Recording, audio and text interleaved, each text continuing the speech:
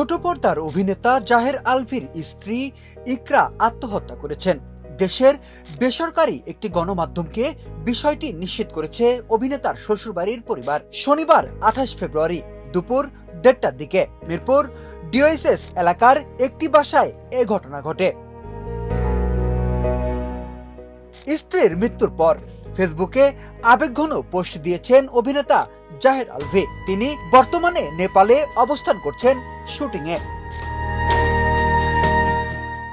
আলভি তার পোস্টে লিখেছেন, আজ দুপুরে মিরপুর ডিওএসএস এর বাসায় আমার স্ত্রী ইকরা আত্মহত্যা করেছে। আমি বর্তমানে নেপালে শুটিংরত ছিলাম। খবরটা শোনার পর থেকে কথা বলার মতো অবস্থায় নেই।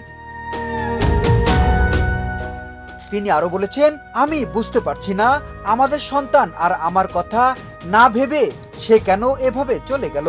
শুভাকাঙ্ক্ষী ও সাংবাদিক ভাইদের অনুরোধ করছি, আমাদের একটু সময় দিন।